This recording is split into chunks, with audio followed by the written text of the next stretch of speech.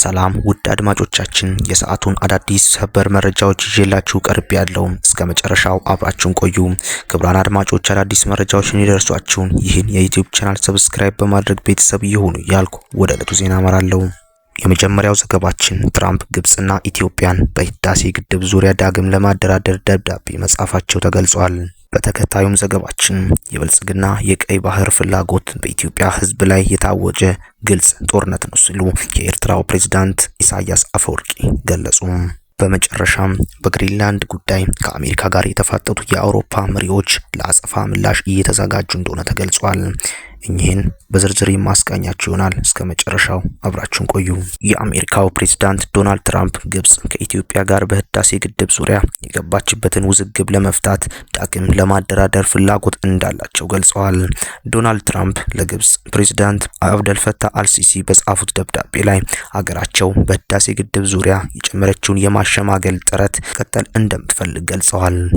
ፕሬዝዳንቱ በበኩላቸው አርብ ጥር 8 2018 ዓ.ም በጻፉት ደብዳቤ ላይ ፕሬዝዳንት አብደልፈታህ አልሲሲ በእስራኤልና በሐማስ መካከል የተኩስ አቁም እንዲደርስ ለሰጡት ውጤታማ አመራር አድንቀዋቸዋል።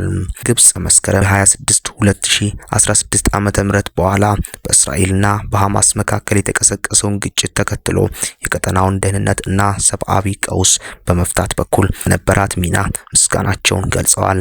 ፕሬዝዳንት ትራምፕ ባለን የግል ወዳጅነት መንፈስና አሜሪካ ለግብጽ ህዝብ ሰላም እና ደህንነት ባላት ቁርጠኝነት በግብጽና በኢትዮጵያ መካከል ያለውን የአባይ ውሃ መጋራት ጥያቄ ለአንዴና ለመጨረሻ ጊዜ በኃላፊነት መንፈስ ለመፍታት አደራዳሪነቷን ዳግም ለመጀመር ዝግጁ ነኝ ሲሉ ትራምፕ በደብዳቤው ላይ ገልጸዋል። ኢትዮጵያ በአባይ ወንዝ ላይ የህዳሴ ግድብን ከጀመረችበት ጊዜ አንስቶ ከሱዳንና ከግብጽ ጋር አለመግባባት ውስጥ ቆይታለች። ግብጽ፣ ኢትዮጵያና ሱዳን ላለፉት 14 ዓመታት በአባይ ወንዝ ጉዳይ ላይ ከስምምነት ለመድረስ ሲደራደሩ የነበረ ቢሆንም እስካሁን ሶስቱንም ሀገራት የሚያስማማ ሁሉን አቀፍ መግባባት ላይ መድረስ አልተቻለም። ፕሬዝዳንት ትራምፕ አሁን በጻፉት ደብዳቤ ላይ ሀገራቸው በህዳሴ ግድብ ዙሪያ ለበርካታ ዓመታት ባለመግባባት ውስጥ የቆዩትን ሀገራት ጉዳይ ለመፍታት ያላትን ፍላጎት በመግለጽ እዚህ ቀጠና የትኛውም አገር የአባይን ውድ ሀብት በተናጠል መቆጣጠርና በሂደቱ ጎረቤቶችን መበደል የለበትም ሲሉ አስፍረዋል። ትራምፕ በማህበራዊ ሚዲያ ገጻቸው ላይ ባቀሩት በዚህ ደብዳቤ ላይ ቡድኔና እኔ የአባይ ወንዝ ለግብጽና ለህዝቧ ያላትን እንረዳለን ብለዋል። ፕሬዝዳንት ትራምፕ በተደጋጋሚ 8 የዓለም ጦርነቶችን ማስቆማቸውንና ከነዚህ መካከል አንዱ በኢትዮጵያና በግብጽ መካከል ሊካሄድ የነበረው አንዱ መሆኑን ይናገራሉ።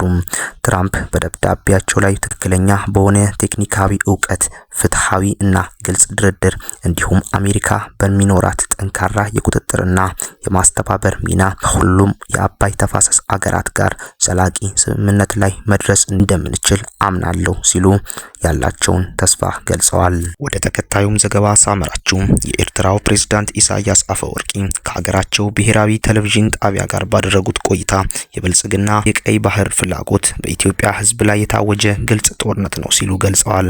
ሰኞ ጥር 4 2018 ዓ.ም በተላለፈው ቃለ ምልልስ በኢትዮጵያና በኤርትራ መካከል ካለው ውጥረት ጋር በተያያዘ ለቀረበላቸው ጥያቄ የውሃ ጦርነት ብሎ ማወጅ ለማን ነው? ለኛ በቀጥታ የቀይ ባህር ጉዳይ አይደለም፣ የናይል ጦርነት ነው እየታወጀ ያለው። ጦርነቱ ማንን የሚመለከት ነው ብለዋል። ኢትዮጵያ ቀይ ባህርን ለማግኘት የምታደርገው ዲፕሎማሲያዊ እንዲሁም የፕሮፓጋንዳ እንቅስቃሴ ለማዳመቅ የቀረበ ነው ሲሉም ከሰዋል። ፕሬዝዳንቱ በበኩላቸው ለጉዳዩ እውቅና መስጠት አይገባም ሲሉም አጣጥለዋል። አክለውም ይህ ጨዋታ የብልጽግና አይደለም፣ አጀንዳውም የሌሎች ነው፣ ገንዘብ እየሰጡ እየደገፉ ያሉት ሌሎች ናቸው ሲሉ ተናግረዋል። ኢሳያስ ለጦርነት ዝግጅት ወደ ኢትዮጵያ ሰው አልባ አውሮፕላን እና ሌሎች የጦር መሳሪያዎች እየገቡ እንደሆነም ጠቅሰዋል። ማን ነው ድሮኖቹን እያመጣ ያለው? ከውጪ እነዚህን ሁሉ መሳሪያዎች እየገዛ ያለው ማን ነው? ይህንን ሁሉ ሴራ በገንዘብ እየደገፈ ያለው ማን ነው? ገንዘቡ ከየት ነው እየመጣ ያለው ሲሉም ፕሬዝዳንቱ ተናግረዋል። ፕሬዝዳንቱ አክለውም ጦርነቱ ከተከፈተብን ግን ማንም መብታችንን እንዲያስጠብቅልን አንጠይቅም፣ ወደ ውሸት ጠረጴዛቸው መጋበዝ የለብንም ብለዋል። በኢትዮጵያና በኤርትራ መካከል ያለው ግንኙነት ከጊዜ ወደ ጊዜ እየሻከረ ከመምጣቱ ጋር ተያይዞ በተለይም ከፕሪቶሪያው ስምምነት በኋላ የጠለሻው የሁለቱ ሀገራት ግንኙነት ከኢትዮጵያ የባህር በር ጥያቄ ጋር በተያያዘ ውጥረት እንደሰፈነበት ተገልጿል።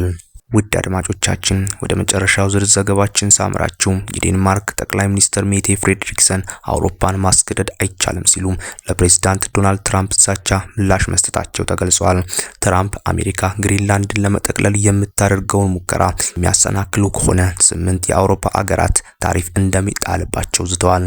ትራምፕ ከፊል ራስ ገዝ የሆነችውን የዴንማርክ ግዛት ግሪንላንድን እንደሚጠቀልሉ መግለጻቸውን ተከትሎ እቅዳቸውን የማይቀበሉ ሀገራት ላይ ታሪፍ እንደሚጣልባቸው ማስታወቃቸው በአውሮፓ ውዝግብ አስከትሏል።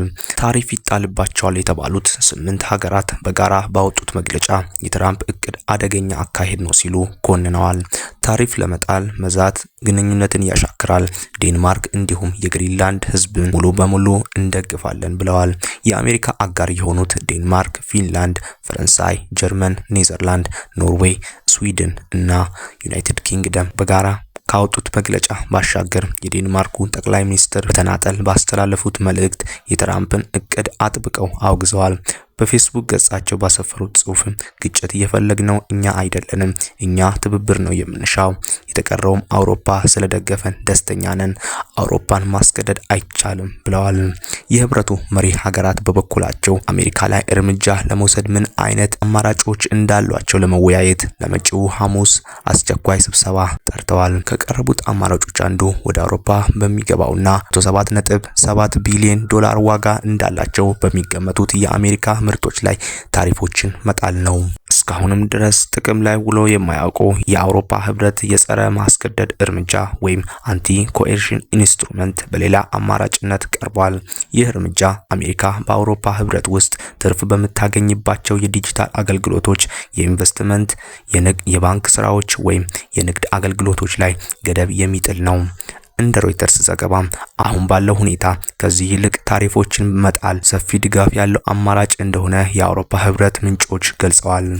ክቡራን አድማጮቻችን የሰዓቱ አጫጭር መረጃዎች እኚህን ይመስሉ ነበር። እስከ መጨረሻው ድረስ ስለተከታተሉን እናመሰግናለን። ነገም እንዲሁ አዳዲስ መረጃዎች በእጆ ስልክ እንዲደርሱ ይህን ቻናል ሰብስክራይብ በማድረግ ቤተሰብ ይሁኑ እያለን የዛሬው መሰናዶ በዚህ እናበቃለን።